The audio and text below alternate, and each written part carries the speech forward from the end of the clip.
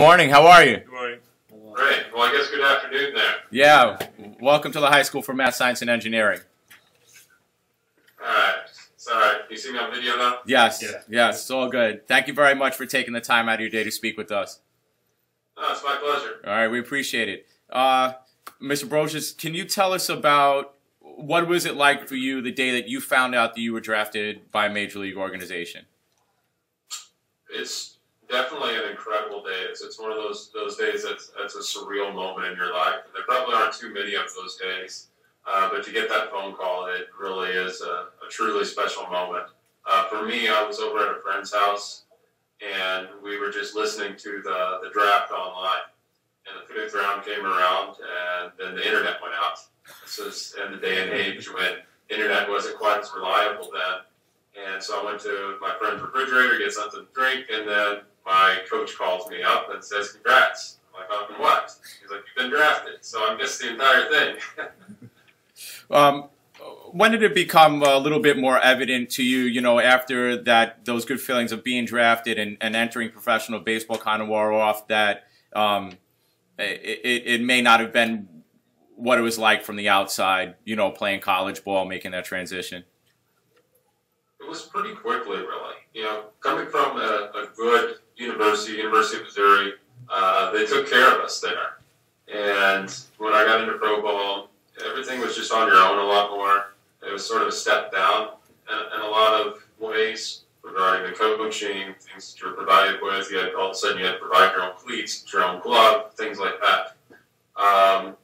And so it was pretty quick that I realized that things were a little different. And one of my first friends there in rookie ball was a Venezuelan guy, and he had a pregnant girlfriend back in Venezuela, and he was just trying to save $20 a month to send back to her, and he had a tough time doing that. Go ahead. Oh, no, I was just, Yeah, go ahead. So, did the low wages that you were earning, did it make it difficult to perform as a player? I think it does affect you. One of the things that people talk about a lot in minor league baseball is how difficult it is to eat well. The modern-day athlete knows about nutrition. Modern-day athlete wants to eat in a nutritious manner, but on those wages that you're provided, it's very difficult to do so. The best thing I could eat usually was Subway, and day after day after day, eating Subway over and over and over. It becomes tough. It was a splurge to go to Applebee's.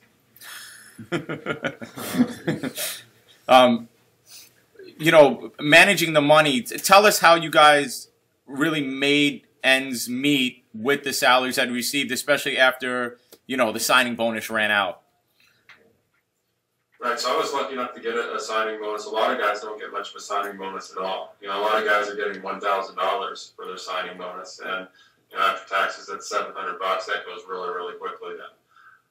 So it's really tough to pay those bills. One thing that people don't realize, if you came from college, a lot of those guys have student loans, and student loans start running whenever they get into minor league baseball. And so they're trying to pay their student loans. They're trying to pay for their apartment. They're trying to pay for their phone bill. Just like everybody else in society has bills to pay, they have bills to pay too. So what ends up happening is, if they're fortunate enough, a lot of guys end up borrowing money from parents.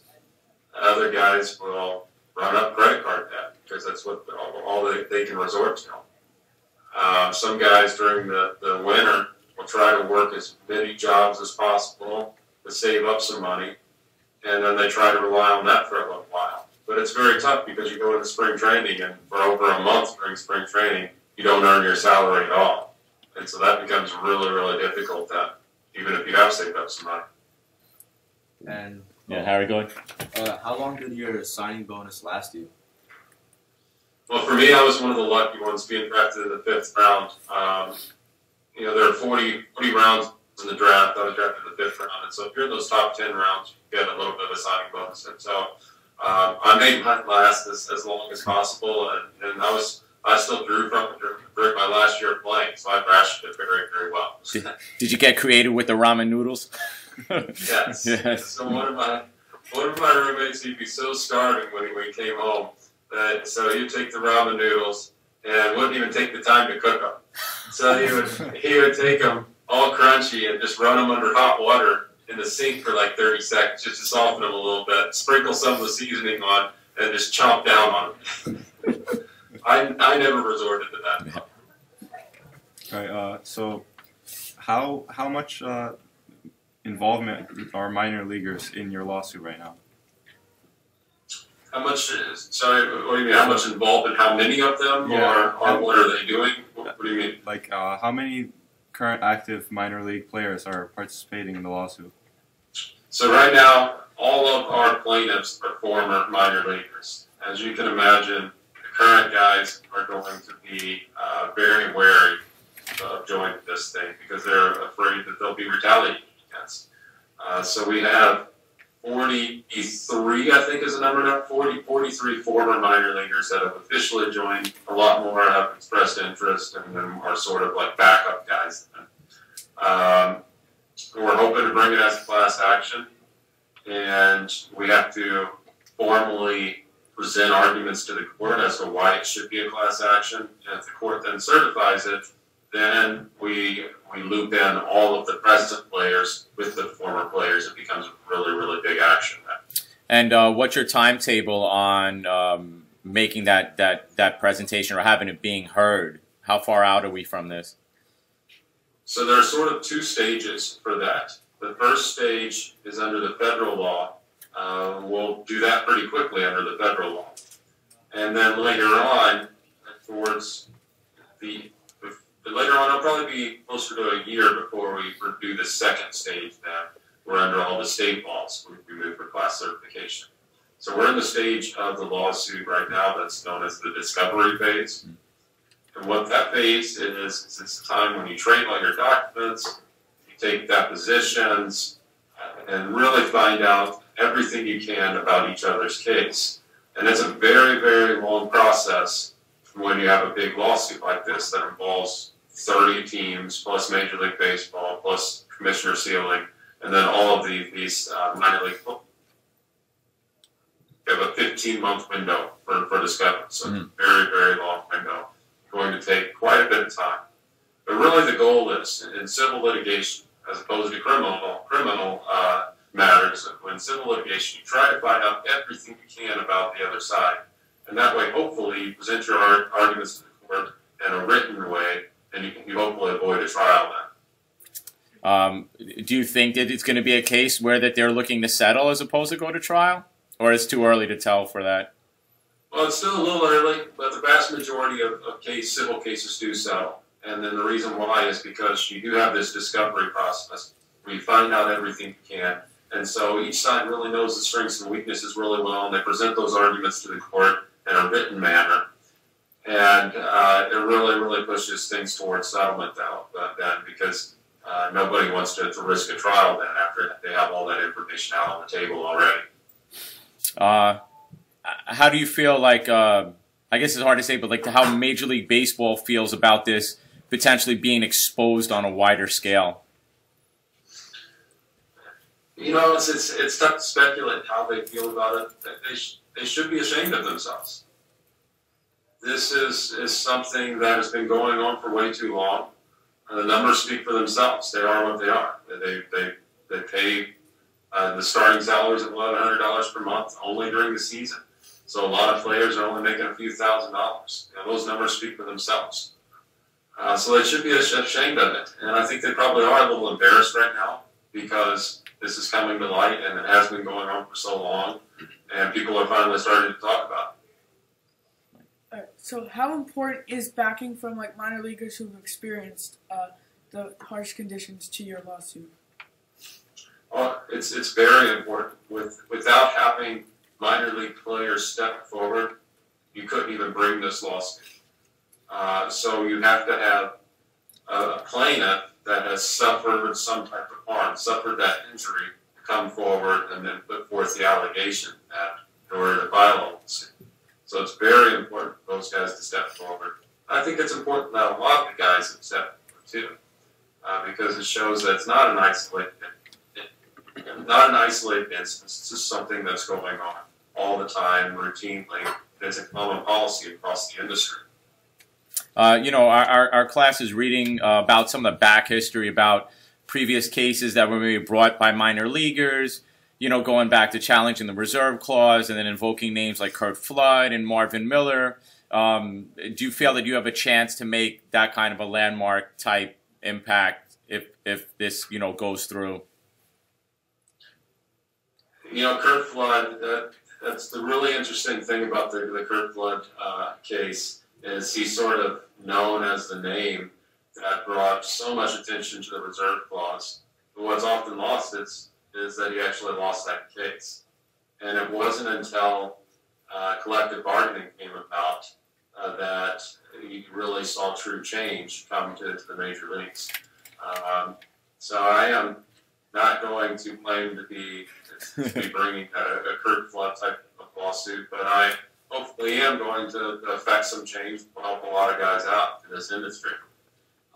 Mr. Broshuis, what kind of change do you want to see from the league? As in, like, do you want to see them allow player unionization? And aside from player unionization, what else would you want to see? A minor league union would be terrific. Ultimately, I think that would be the best solution. Both sides can get together and they can hammer out a deal then that works for both sides. At the least, they need to start paying guys during spring training. That's a really tough time. There are thousands of minor leaguers that are at spring training right now, and they're working full work days, 40, 50 hours a week, working 7 days a week, and they aren't paid their salaries at all during that time period. And it's just inherently unfair. So spring training is one area that has to change. The salaries during the season need to be increased as well. And then they should be paid for other training periods too. They require them to do all kinds of work during the winter, and they don't pay them. And so they need to be paying for that. Can you take us through, like, when you were an active player, what your typical, like, off-season, extra time workout was like? Sure. And so I took that very seriously, and I think most guys take that very, very seriously. So in the contract, it actually says that you're required to perform training throughout the year because you have to keep yourself in first-class conditioning. And so the ultimate goal for the player is as soon as the season ends, they start preparing for the next season. And so the first month or so, it's pretty light training. You're just keeping yourself in shape. But by around November, December, when those months roll around, you really kick into another gear to get ready for spring training then. And so I would often get up really early, get my workouts in the morning because I was working then during the day to try to earn some money. And so I get up around 6, do around the 2-hour workout in the gym from around 7 to 9, and that would consist of some good weight training, some good running and other conditioning, working on agility, working on sprint work, working on explosiveness and things like that. And then I would do more baseball-specific stuff, too, for around an hour. So, in a general day, I was putting in around 3 hours or so, and probably 5 or 6 days a week. I'd probably take one day off. So it added up probably 15 to 20 hours per week then. And then, of course, I was trying to work other jobs to make money and pay the bills then. One of our guys had a question regarding, like, the NCAA. Because, you had pitched at Missouri, right? Correct. And so I know one of our guys had an NCAA question here for you. Yeah, Junior. As a former NCAA player, what are your thoughts on college unionization in sports? Well, it's fascinating what's going on in the NCAA right now, and it's tough to predict how it will all shake out. The unionization thing is very complicated for NCAA athletes. So what is going on right now, the Northwestern appeal that's going on, involves the football players that are at Northwestern. And Northwestern is a private university. That's an important distinction because under the federal law, public entities such as state universities aren't covered by the public law. And so even if the Northwest football players win the right to union, it's only going to apply to private universities. and it's going to make a real hodgepodge situation where you might see a union popping up at some private universities and no public universities at all. And so a union for NCAA athletes is quite a more complicated situation there. And they have to get over whether they're employees or not. Ultimately, some things need to change for sure in the NCAA with student athletes, but I don't know if the union is the best solution actually for them. You know, you had played baseball in college, and we have some high school baseball players in this room. A lot of players are often sold on the fact that, like, you know, if you do all this training, you'll get a scholarship in college. But in baseball, not as many scholarships exist. Again, if we go for what we talked about, being drafted and getting the pros, come from high school to college, how did that reality also hit where, like, oh, I'm going to do all this work and maybe be eligible for scholarship, and I get there? What was actually available for you when you entered Missouri?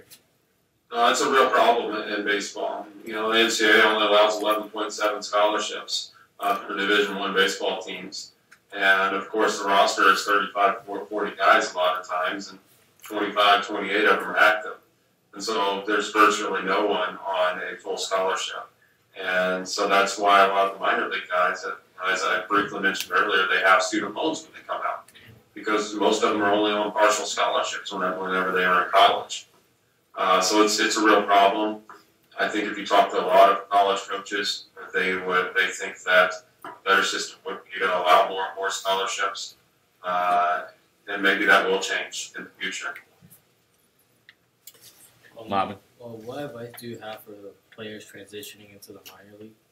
Yeah, what advice can you give for players transitioning to the minor leagues from either high school or college? Probably one of the toughest things about being in the minor leagues is the daily grind of it. You play this 142 game season, so it's almost as long as the major league season. The major league season is 162 games. You play a really long season. You're typically only getting a day off once every 2 or 3 weeks, and so day in and day out, you have to go and compete. And you're also chasing this dream, so it's an incredibly stressful situation because you're evaluating yourself every day out there. And so you really have to rely on those cliches that you hear in the movies. Take it one day at a time, focus on what you control. But that really is key, and it's a key for life too.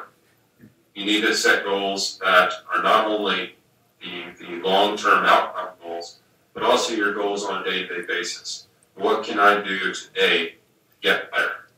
And focus on that process, day in and day out, of trying to get better. And then at the end of that process, then hopefully you achieve that outcome goal. But even if you didn't achieve that outcome goal, at least you did everything you can possibly do to get there. Yeah. When did it become more apparent to you that you wanted to enter the legal field? I know we had read some articles saying that, you know, during your final season in the minors, you started studying for the LSATs. But when did that idea really come into your head that this is what I want to do when baseball is done? It wasn't my initial idea. You know, I always knew that I needed to do something else at some point. You know, I was an academic All-American in college, and I always took my studies very seriously. And I thought I was going to be a cognitive psychologist, what I thought I wanted to do. And so for 2 off seasons, I worked for a cognitive psychologist. I was doing memory research. He was working with Alzheimer's patients and doing some incredible research. But I figured out I didn't want to just sit in a lab all day long. That wasn't what I wanted to do. And so I decided to think about other things. I thought about the legal realm a little more. And at the same time, I was in the back of my mind, I had the idea of trying to find a way to challenge this. And so that's when I decided, yeah, let's do this. Let's go to law school. Anyone else? Well, you know, we've been really appreciative of your time and taking time out of your day to, you know, talk to us. And we're working on a series of articles that are surrounding, you know, your lawsuit and different, you know, offshoots of it. And it was really enlightening, I think, for, you know, for them, myself, to have you take some time out of your schedule to talk to us today. We really appreciate it. Oh, it's my pleasure. Best of luck to all you guys. Thanks a lot. Thank you All very right. much, sir. Take care. All right. Bye.